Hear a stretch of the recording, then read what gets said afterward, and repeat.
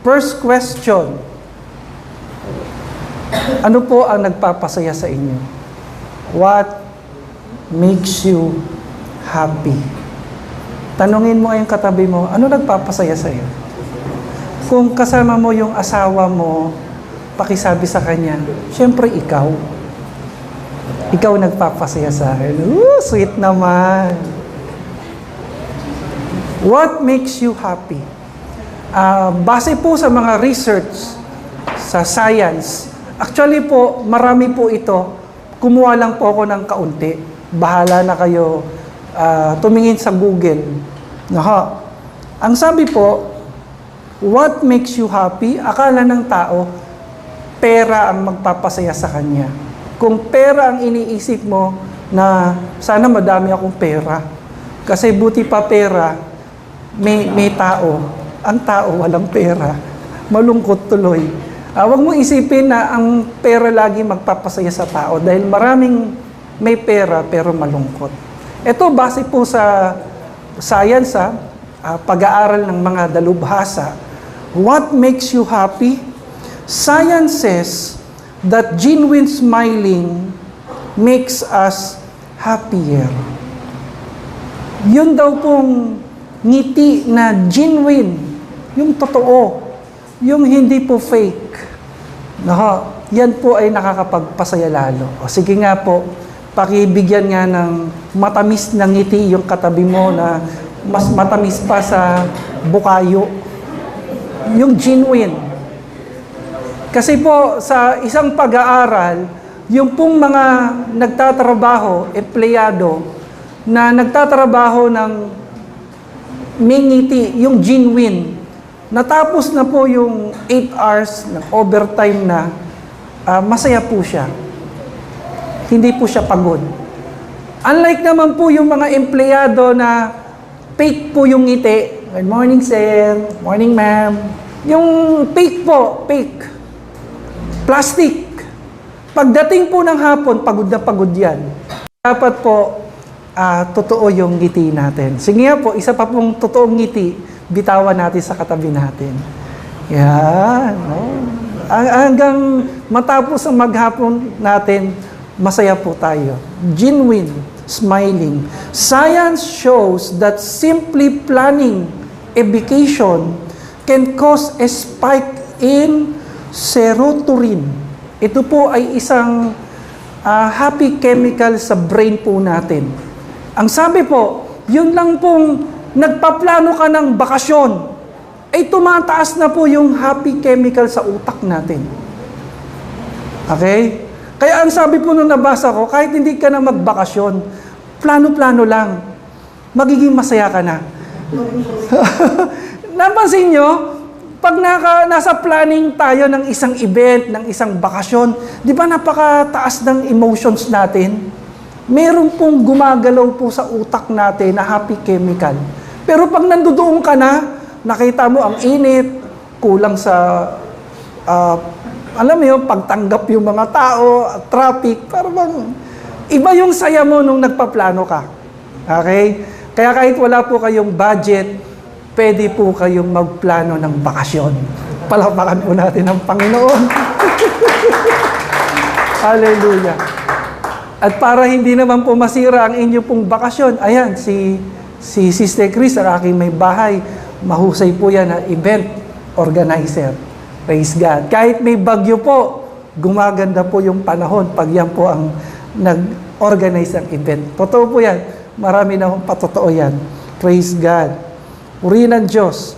20 minutes of exercise can give you mood-boosting benefits. Taas nga po yung mga kamay na nag-exercise. Kahit pa saglit-saglit lang, nakakapagpasaya yan. Kaya, pansinin mo yung mga taong depressed, yung may mga tao na may chronic anxiety, sila yung mga tao na nasa bahay lang, walang activity. Pakisabi sa katabi mo, galaw-galaw din pag may time. Okay, you need to exercise. Iingatan lang po natin, baka masobrahan naman. Wag naman po sobra, yung sakto lang po. Tapos inom ng maraming tubig, Kain ng saging. Potassium. Okay, praise God. Ang sabi pa po, surround yourself with positive people makes you happier.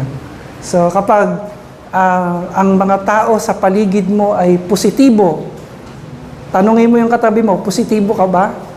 Hindi sa hindi sa virus, kundi yung positibo sa buhay, masaya sa buhay.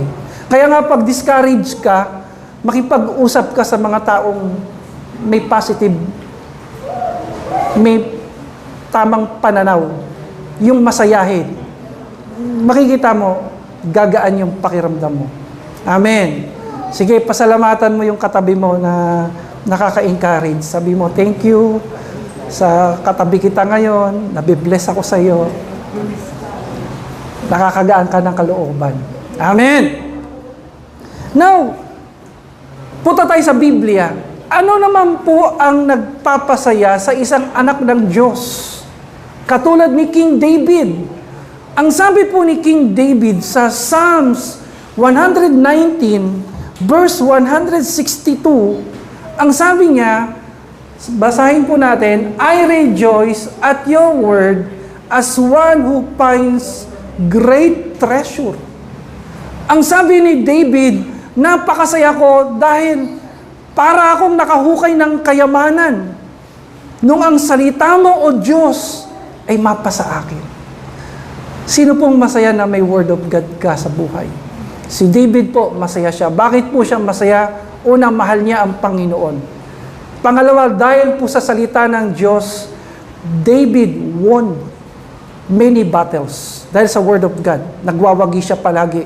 Dahil po sa salita ng Diyos, si David, ang sabi doon, he was prospered by God. Pinagpala yung buhay.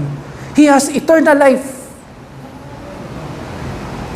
Kapag mahal mo ang salita ng Panginoon, mahal mo ang Diyos, ine-enjoy mo yung Word of God. Amen. Sino po dito enjoy niya salita ng Diyos? Kasi pinipid yung mind mo, pinipid yung soul, yung spirit. Pero ang sabi ng Panginoong Hesus, subukan mong ihagis yung perla sa baboy. Tatapakan lang yan. Ang ibig sabihin yan, Word of God, mga aral ng tungkol sa Diyos. Alam niyo, kung kayo po na-appreciate niyo ang salita ng Diyos, hindi po lahat ng tao. Dahil ang sabi ng Panginoon, subukan mong ibigay ang perla sa baboy. Tatapakan lang yan. Kaya para sa iba, boring po ang Word of God. Boring ang worship. Boring ang church. Pero para sa atin, enjoy po natin ang salita ng Diyos. Enjoy po natin ang church. Masaya po tayong sumamba sa Panginoon. Dahil alam natin, God is good and God is always faithful. If we really love Jesus, wala kang ibang thinking kundi ano bang magpapasaya kay Lord? Kasi mahal mo ang Panginoon. Katulad sa pagmamahal natin sa tao. Kapag mahal mo yung tao, ang iniisip mo, ano magpapasaya sa kanya? Ganon din po. So ang tanong po sa umagang ito, what makes Jesus happy? Ano bang magpapasaya sa Panginoon? Ano bang magpapangiti sa Panginoon? Kasi mahal natin ang Panginoon. Gusto natin siyang pasayahin sa ating buhay. Pakisabi nga sa likod mo, mahal ko si Lord.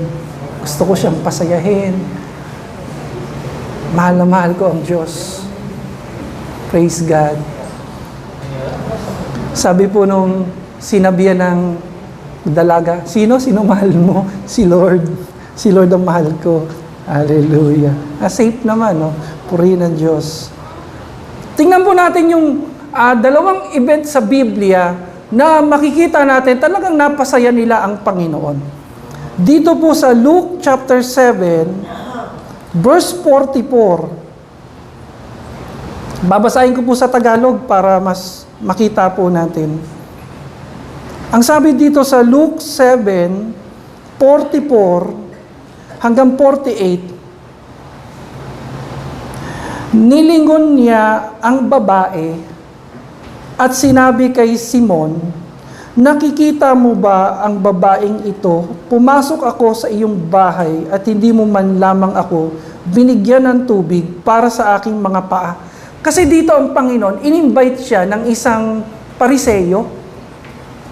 In-invite siya ng dinner. At nung araw kasi, bilang respeto sa guest, dapat yan hinuhugasan yung paa. Dapat yan binibigyan ng panghugas sa mga kamay. Pero yung pag-invite sa Panginoon dito, parang hindi genuine, hindi sincere. Kasi ito nga mga Pariseyong ito, mga tumutuligsa ito kay Kristo. So niyaya siya sa dinner para ites, para hanapan ng mga butas at pagkakamali. At ang sabi doon, habang ang Panginoon nagdi-dinner, hindi man lang niya inopera ng tubig ang Panginoon, na Panginoon, magugas muna kayo ng paa, magugas muna kayo ng mga kamay, masyadong maalikabok sa labas, marumi sa labas. Disrespect tawag dito. Amen. At ang sabi doon, may babae po doon na ang tawag ay sinful woman, makasalanang babae, ang lumapit sa paanan ng Panginoon. At ang sabi doon, binuhusan niya ng pabango ang paa ni Kristo, binuhusan ng kanyang luha at pinunasan niya ang paa ng Panginoon ng kanyang pong mga buhok. At diring-diri po yung mga kasama ng Panginoon. Nadidiri sila. Ano ba naman to si Lord? Kung talagang propeta ito at malinis na tao, bakit pinapayagan niya isang maruming babae, isang makasalanang babae, nagbubuhos ng pabango, nagbubuhos ng luha at nagpapahid ng buhok sa kanyang mga paa? Ano po ang sabi ng ating Panginoon sa 44? Nilingon niya ang babae at sinabi kay Simon, nakikita mo ba ang babaeng ito? Pumasok ako sa iyong bahay at hindi mo man lamang ako binigyan ng tubig para sa aking mga paa. Ngunit binasa niya ng luha ang aking mga paa at pinunasan ng kanyang buhok. Hindi mo ako hinagkan, ngunit siya mula nang pumasok ay hindi tumigil sa paghalik sa aking mga paa. Hindi mo pinahiran ng langis ang aking ulo, subalit pinahiran niya ng pabango ang aking mga paa. Kaya't sinasabi ko sa iyo, ang malaking pagmamahal na ipinamalas niya ay nagpapatunay na pinatawad na ang marami niyang kasalanan. Ngunit ang pinatawad ng kaunti ay kaunti lang. Ang pagmamahal na ipinamamalas, saka sinabi sa babae, ipinatawad na ang iyong mga sala. So para mas mapil po natin yung scene na ito, alam mo nakakaiyak po itong kwentong ito kasi makasalanang babae. No? Sinasabi po ng mga scholars na tinawag siyang makasalanang babae dahil siya po ay nagbebenta ng katawan para sa pangkain niya, para mabuhay. So marami po nagsasabi na she was a prostitute. No po? May mga nagsasabi na hindi naman siya prostitute, makasalanan lang. Hindi natin alam, basta ang tawag ng Biblia sa kanya, makasalanang babae, a sinful woman. Pero tingnan niyo po kung paano siya nagmahal sa Panginoon at kung paano siya pinatawad ng ating Diyos. Panoorin po natin saglit ito.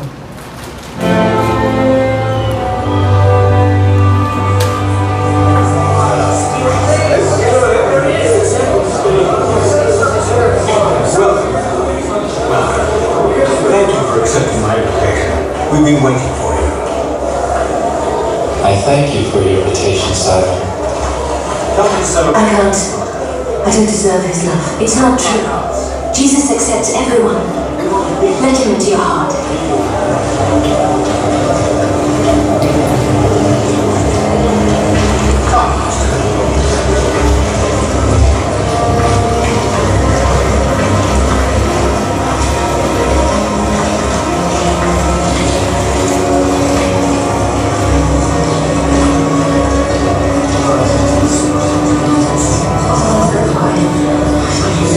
How dare she let us leave out front?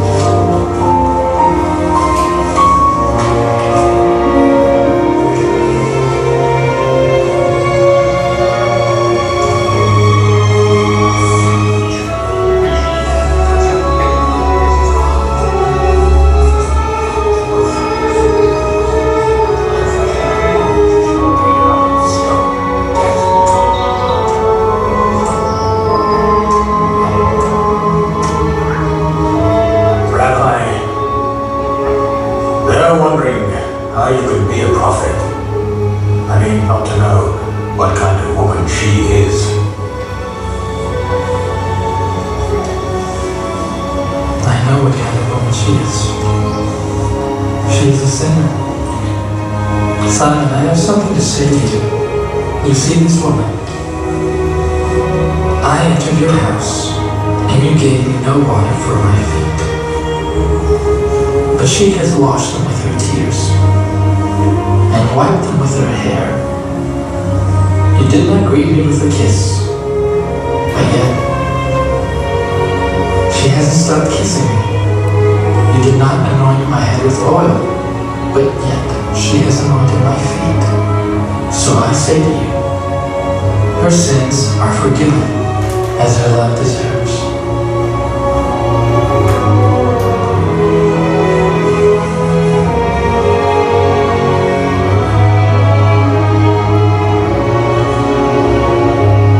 Your faith has saved you. You are forgiven, for you have loved so much.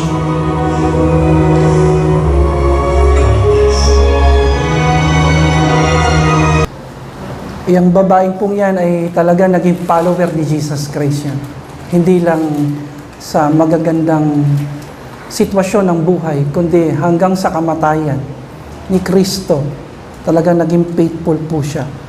Another verse po na gusto nating basahin ay yung John chapter 12. Dito po sa John chapter 12, beginning of verse 3, pagsaluhan muli natin ang salita po ng Diyos, namnamin po natin. Kumuha si Maria ng mamahaling pabango, isang libra na dalisay na nardo, at ibinuho sa mga paa ni Jesus.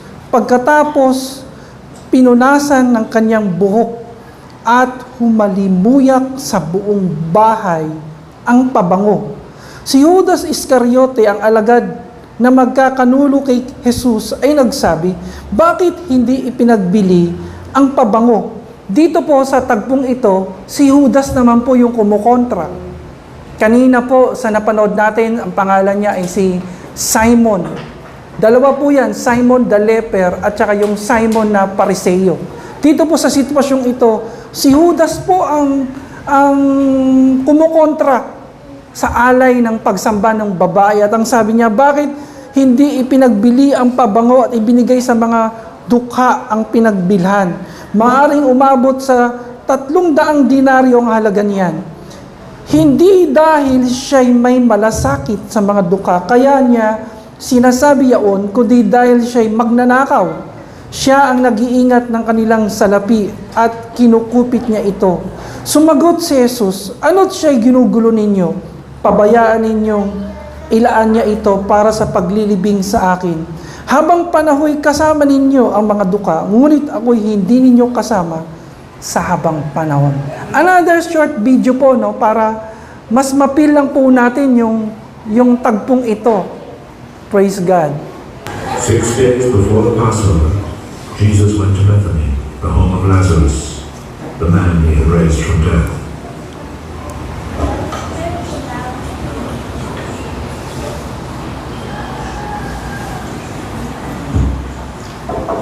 They prepared a dinner for him there, which Martha helped serve. Lazarus was one of those who were sitting at the table with Jesus.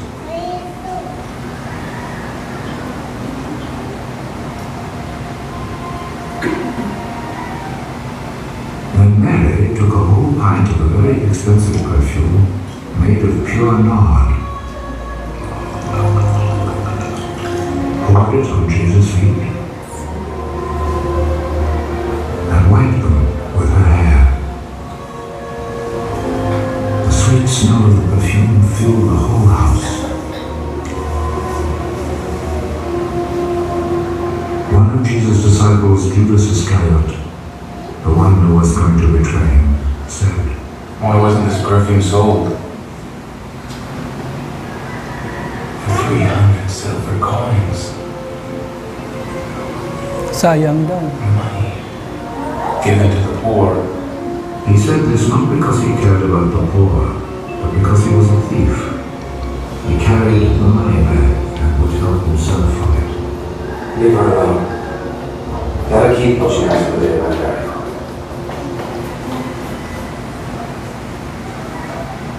Magtataka po kayo, dalawa-dalawang video, dalawa-dalawang talata. Bakit nga ba napakarami? Ilang beses ba pinunasan yung paa ni Kristo? No, ilan ba? Kasi magtataka kayo, ang dami. How many times was Jesus anointed by a woman? Pag pinag-aralan nyo at binasa yung gospel, Matthew, Mark, Luke, John, malilito kayo. Kasi ilang beses kinukwento yan eh. Baka sabihin nyo makulit yung mga writer, paulit-ulit. Hindi po. Magkakaiba po yan. No? Idaanan ko lang ng kaunti para sa kaunting kaalaman po natin. Unang-una po, yung kauna-unahang babae na nagbuhos ng pabango sa paa ni Kristo, yung pong tinatawag na simple woman. Na po, yung makasalanang babae. Siya po yung kauna-unahan sa Luke 7:36-50. Yan po ay nangyari sa bahay ng isang Pariseyo na ang pangalan ay si Simon the Pharisee. Yan po ay nangyari after Jesus chose His 12 disciples. Yan po yung kauna-unahan. Pangalawa po, yung unnamed woman dito sa Matthew 26 at Mark 14, yan po ay ibang bahay, magkaibang bahay po yan. Yan po ay nangyari sa bahay din ng pangalan din po Simon the leper. Kung papansinin po natin, parehas na bahay ni Simon, bahay din ni Simon ito, pero magkaiba po yon.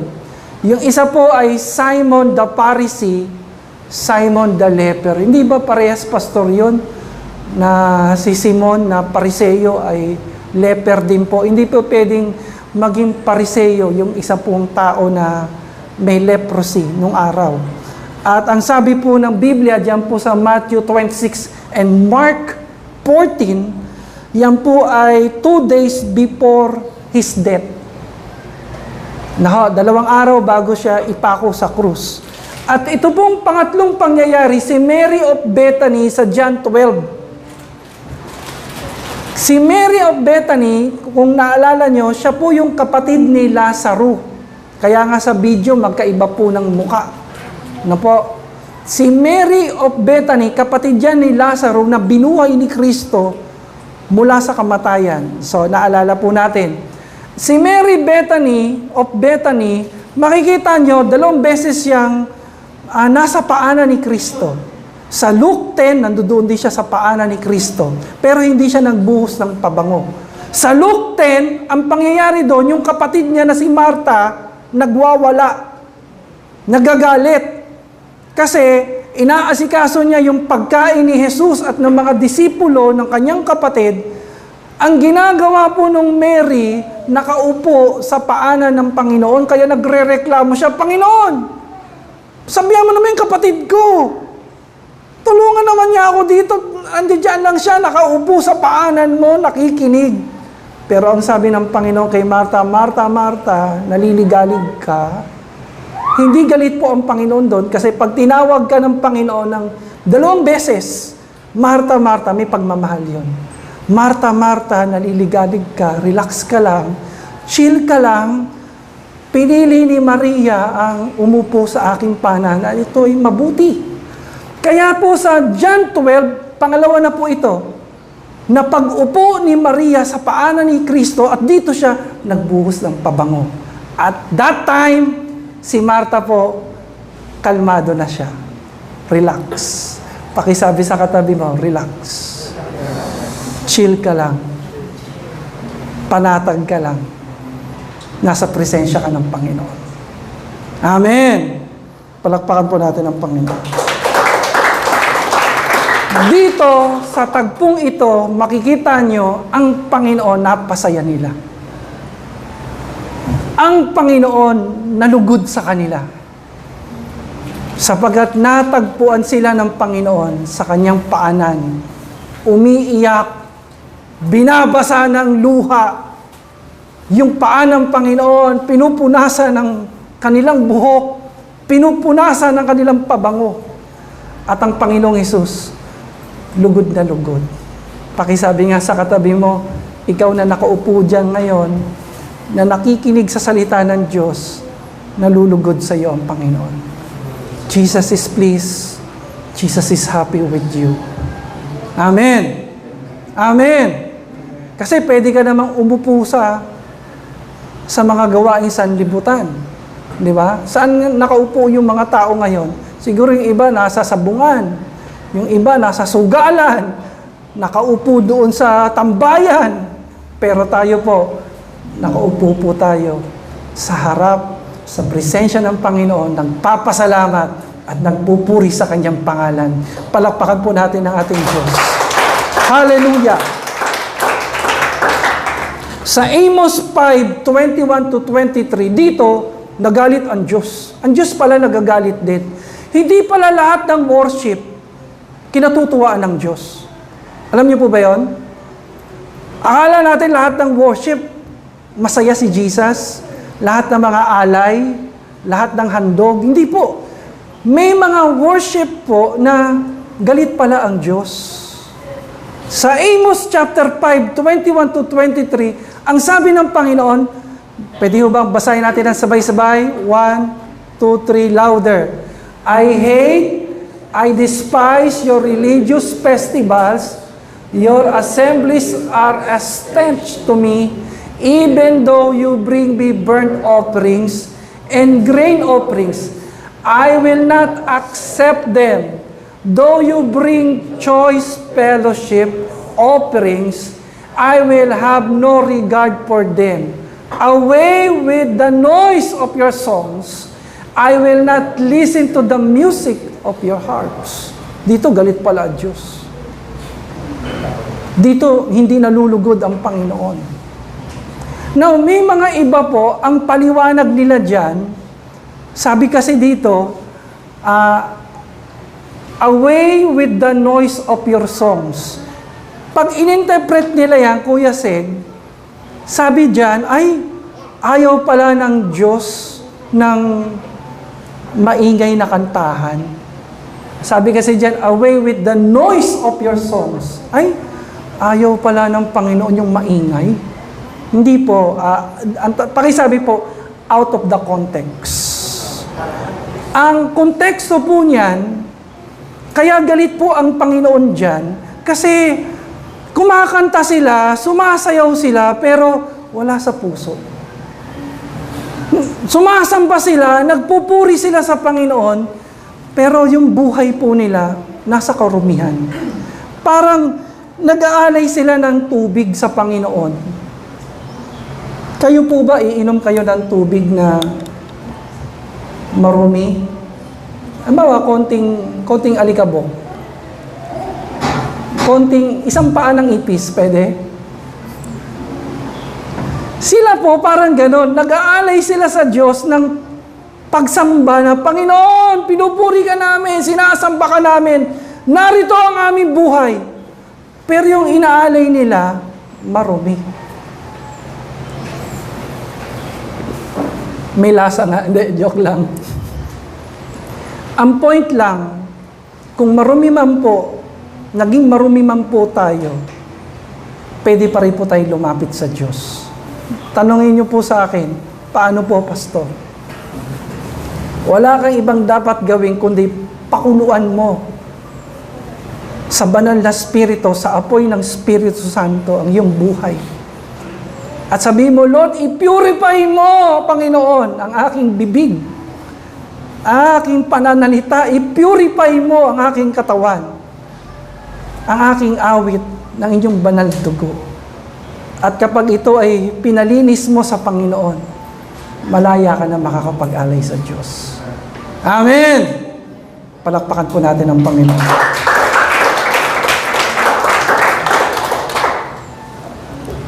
Pakisabi po, worship that pleases with our God.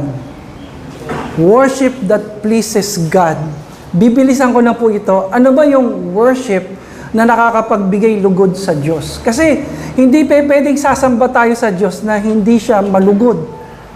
Hindi pwede na yung worship natin dapat malugod siya, yung pala na-open na pala natin ng Diyos, nagagalit pala siya sa atin. Kailangan yung worship natin makapagpasaya sa Panginoon. Kasi pag maging masaya ang Panginoon, pagpapalain niya tayo. Amen! Bibilisan ko lang po, acronym po ng worship. Number 1, yung pong karapat dapat na pagsamba sa Diyos. Number 1, wait upon Him. Sabi po ng Isaiah chapter 40 verse 31, those who wait upon the Lord shall renew their strength. Babad. Pakisabi sa katabi mo, babad. Pakisabi, saan ka nagbababad? Saan ka nagmamarinate? Ha? Saan ka nagsosok? Kung saan ka nagbababad, yung taste nun, yung environment nun, mapapasayo. Kung nag-marinate ka sa suka, mag-aamoy suka. Kung nagbabad ka sa patis, mag-aamoy patis. Babad ka sa araw, amoy araw ka. Sa usok, amoy usok. Amoy mo yung katabi mo. Naamoy mo ba yung presensya ng Panginoon? Naamoy mo ba ang presensya ng Panginoon? Bakit? Sapagkat sa Diyos po siya nagbababad sa presensya ng Panginoon. Amen. Kung saan ka nagbababad, tumatagos yun. Pumapasok yun sa puso mo, sa buhay mo. Amen. Pansinin nyo, pag tayo, babad tayo sa problema, tingnan mo yung katabi mo, mukha bang problematic? Baka babad na babad dyan sa problema. Kapag na masyado ka nagbababad sa social media, sa gaming, sino mga nag-gaming dyan? Bawas kayo, bawas. Kasi pag masyado kang magbabad dyan, pati yung mga pag-uugali ng mga ka-game mo, nakukuha mo. Nagiging magagaliting ka rin, nagiging ano ka rin, nag-hysterical ka rin. Huwag ka masyadong magbabad dyan. Magbabad ka sa presensya ng Diyos. Sapagkat sa presensya ng Diyos, may kapayapaan, may kagalakan, may kagalingan. Palakpakan po natin ang Panginoon. Number 2, ano po ang pagsamba na nakakapagbigay lugod sa Diyos? Acronym po yan, wait upon Him, offer your best worship to God. Kung sasamba ka sa Diyos, ibigay mo na yung pagsamba na pinakamainam. Katulad po ni Mary at saka yung mga babae na pinakita natin, talagang binigay po nila. Ang sabi, yung halaga po ng pabango na yon ay nasa 1 taong sweldo. Tanungin katabi mo, magkano sweldo mo? Magkano kinikita mo sa 1 taon? Ganon yung halaga ng pabango. Sabi ng mga scholars, maaaring galing ito sa India or China. Ganon ka-expensive po ito. Pero inalay nila sa Panginoon. Samantalang si Judas, pinagbili niya ang Panginoon sa 30 pirasong pilak na 3 months lang na sweldo. Ganon lang yung worth ni Kristo sa kanya. Ganon lang yung halaga ng Panginoon sa kanya. Samantalang si Mary at ang kanyang mga kasama, para sa kanila, higit pa sa pera ang Panginoon. Amen? Amen? Higit pa sa pera. Kasi, tingnan niyo po, nung namatay po yung kapatid niyang si Lazaro, hindi niya ginamit yung pabango na yon.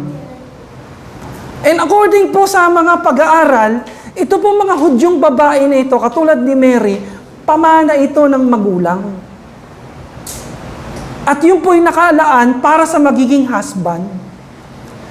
Kung titignan mo si Mary, dapat ibigay niya yun sa asawa niya. Di ba? Pero ibinigay niya sa Panginoon. Bakit? Sa sobrang pagmamahal niya kay Kristo, kaya niyang ibigay ang lahat. Amen! Sino po dito mahal niya ang Panginoon? Sa sobrang pagmamahal natin sa Panginoon, kaya natin iwan ang lahat. Amen! Kaya natin iwan yung trabaho natin, kaya natin iwan yung negosyo natin, kaya natin iwan yung problema natin sa bahay. Lahat ng mga concerns, alalahanin. Mga problema sa opisina, nagpatong-patong na mga papel. Mga mangungutang sa tindahan, iiwan muna namin kayo. Sasamba muna kami para sa Diyos. Amen! Kaya nating iwan ang lahat para sa Panginoon. Bakit? Dahil mahal natin ang Diyos.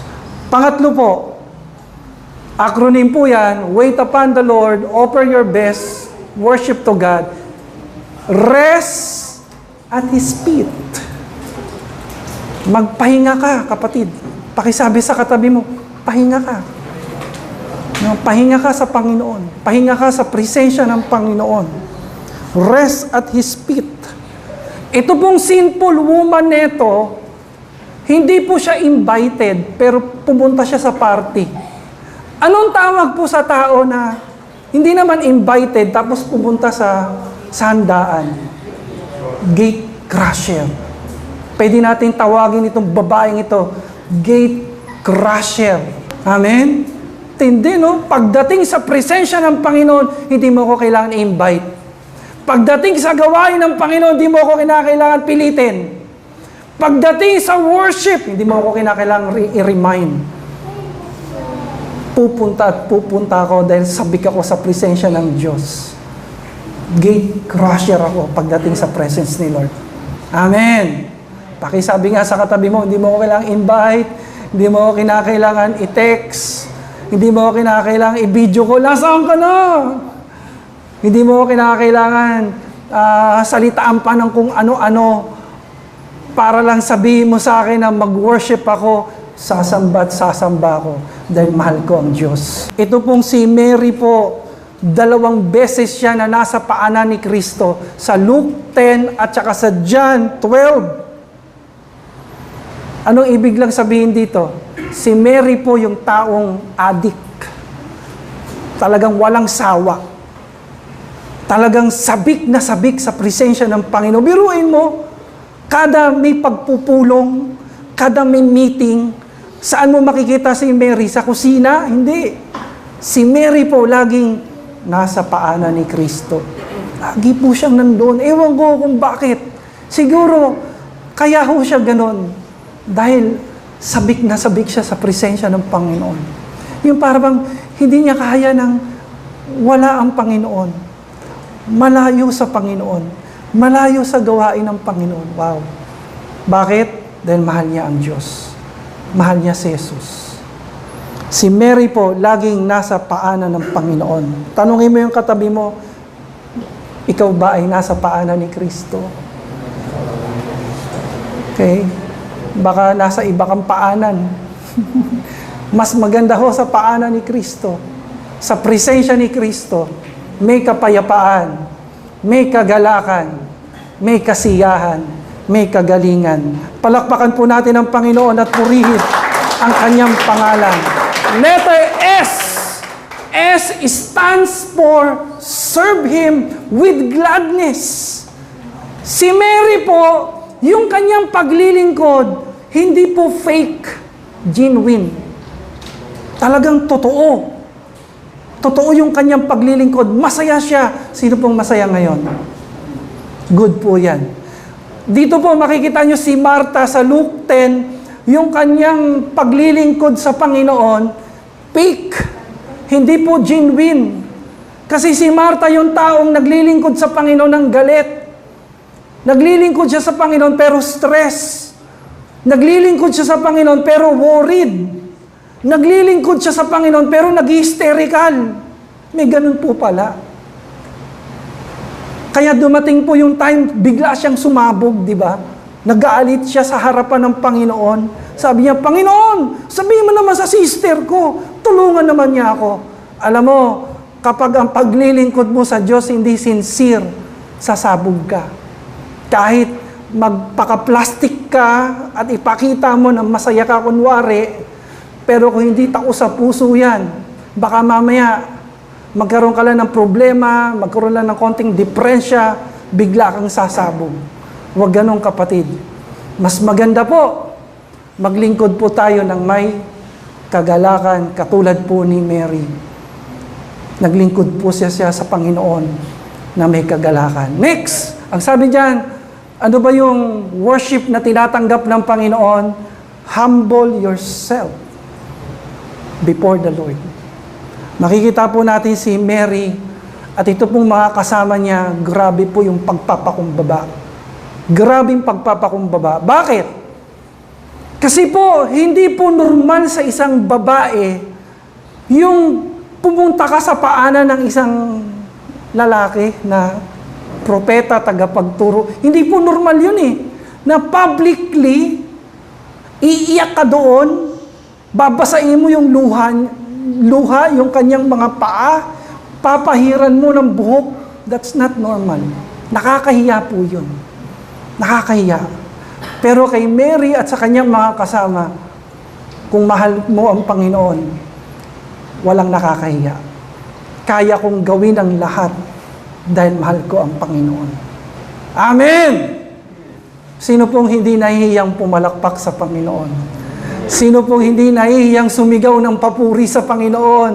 Sino pong hindi nahihiyang mag-worship sa Panginoon every Sunday? Bakit? Sige po, palakpakan po natin ang Panginoon. Hindi ho tayo nahiya kasi mahal natin ang Panginoon. Di ba pag nagmahal ka kahit mukhang corny, ginagawa mo kasi mahal mo yung tao. Sasabihin sa iyo ng mga tao sa paligid, "Oy, ang corny mo naman, may pagganyan-ganyan ka pa." Eh, corny sa inyo, pero hindi eh.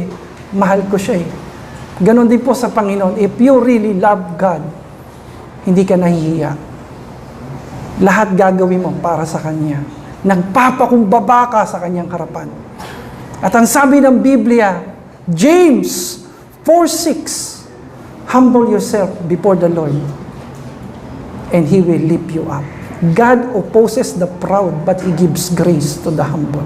Next po, letter I, ang sabi doon, yung worship na nakakalugod sa Diyos, influence others. Nag-i-influence ka. Hindi ka lang sasamba ng ikaw lang. Si Mary po, in-influence niya yung mga disciples, yung kanyang kapatid, mga kapatid, yung pariseyo, yung miketong, yung mga tao. Kaya ang sabi ng Biblia, nung siya'y sumamba sa Panginoon, napuno po yung bahay ng halimuyak ng kanyang pagsamba. Nakaka-influence. Ako po ay nalulugod at natutuwa doon sa mga magulang na ini-influence nyo po yung inyo pong mga anak na sumamba sa Diyos. Nakakalugod po yan sa Diyos. Gusto ko sabihin sa inyo, nakakalugod yan sa Diyos. Yung ikaw, magulang ka, dadalhin mo yung mga anak mo sa church para sumamba sa Diyos. Wow, that's great. That's awesome. Amen. At nakakahiya naman po, yung pong kalagayan na magulang ka, tapos pipilitin ka pa ng anak mo na, "Nay, Tay, samba naman tayo." Saka na medyo busy ngayon eh. Nakakahiya po yun. Dapat ang pagsamba natin sa Diyos, nakakahatak tayo ng tao. Dapat sa pagsamba natin sa Diyos, nasasama natin ang pamilya natin. Dahil yun po yung totoong pagsamba, nakaka-influence. At doon nabibless ang Panginoon. Palakpakan po natin ang Panginoon. Last, and we will pray, nakalulugod na pagsamba, praise Him. Papurihan mo lagi ang Panginoon. Katulad nila Mary, paano nila pinapurihan ang ating Diyos, ang ating Panginoong Hesus, binuksan po nila yung kanilang tahanan. Kaya salamat po sa mga nagbubukas ng kanilang bahay para po sa Sugod Bahay Home Bible Study. Yan po'y pagpupuri po sa Diyos. Amen! Paano ni Mary at ng mga kasama niya, pinapurihan nila ang Panginoong Hesus, binuksan po nila ang kanilang pintuan, binuksan po nila yung kanilang bahay para sa Panginoon, para sa gawain ng Panginoon. Binuksan po nila maging ang kanilang mga pabango ng pagpupuri, pasasalamat. At ito lahat ay nakalugod sa ating Panginoon. Tayo po ay manalangin. Panginoon, hayaan mo na sa araw-araw, through our words, sa aming pananalita, sa aming mga awit, mapapurihan ka namin. maging mabango po ito sa iyong harapan. At mapuno po ang kalangitan ng mga papuri po ng inyo pong mga anak. Hayaan mo, Lord, sa araw-araw lagi kami magpasalamat. Lagi kaming magpuri sa iyo. Hanggang yung kalooban mo, Panginoon, mapuno po namin ang pasasalamat at pagmamahal sa iyo. At kapag punong-puno na po ang langit ng aming mga papuri at pasasalamat, ng aming pagsamba, pangako mo, Panginoon, na ibubuhos mo ang iyong presensya na nagbibigay kapayapaan.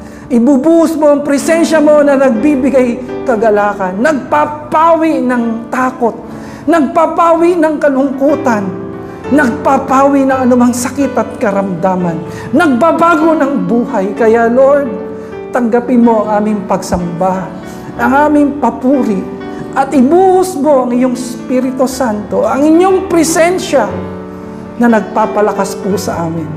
Salamat, Panginoon, ng maraming sa pangalan ni Jesus. Amen. Amen.